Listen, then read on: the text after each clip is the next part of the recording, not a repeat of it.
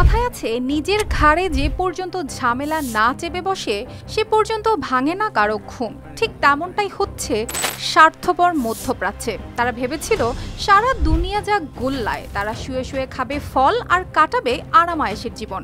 কিন্তু এবার সময় এসেছে তার মাসুল গোনার।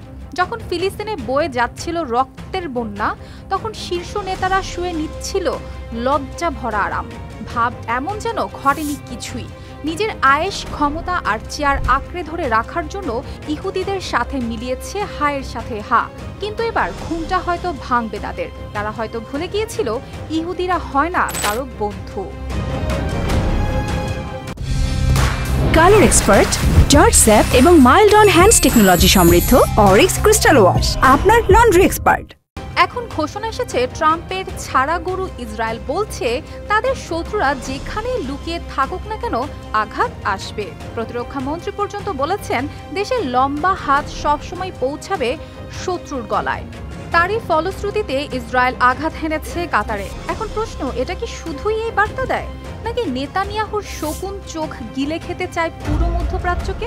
এই হামলার পরই অঞ্চল জুড়ে ছড়িয়ে পড়েছে আতঙ্ক। কাতার থেকে কুয়েত, ওমান থেকে জর্ডান, সব দেশই এখন একই প্রশ্ন, পরের টার্গেট কে? মনে হচ্ছে পুরো মধ্যপ্রাচ্যই যেন অনিশ্চয়তার খাঁচায় পড়েছে আটকা। জাতিসংঘ নিরাপত্তা পরিষদ তড়িঘড়ি করে জরুরি বৈঠক ডাকলো, কিন্তু সবাই জানে এই বৈঠকের ক্ষমতা সীমিত। কারণ যুক্তরাষ্ট্র বারবার ভেটো ব্যবহার করে ইসরায়েলকে রক্ষা করেছে। ফলে নিন্দা আসে, কিন্তু আসে না সমাধান। মার্কিন ভূমিকা আরও আলোচনায় এসেছে। ট্রাম্প প্রশাসন শুধু ইসরায়েলকে সমর্থনই দেয়নি, বরং হামলার পর দুঃখ প্রকাশ করেও সেই আঘাতের পক্ষ নিয়েছে। ফলে বোঝা যাচ্ছে ওয়াশিংটনের লাগামহীন সমর্থনই ইসরায়েলকে এতটা আগ্রাসী করেছে। যুক্তরাষ্ট্রের অঙ্গীকার আছে বলেই ইসরায়েল চাইলে তাদের না জানিয়েও হামলা চালাতে পারে।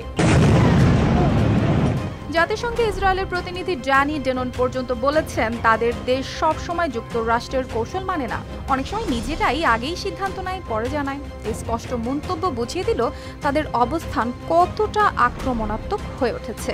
শেষে বলাই যায়, নীরবতা কখনোই কাউকে বাঁচায় না। যারা আজ চুপ থেকেছে তারা হয়তো কাল নিজেরাই হবে আঘাতের লক্ষ্য। আর এই বাস্তবতাই এখন পুরো মধ্যপ্রাচ্যের উপর ভর করেছে একদম বন্ধ করা ছায়ার মতো। দর্শক, আজ কাতার, কাল কোথায় নামবে বজ্রপাত? অর্পিতা জাহান, RTV।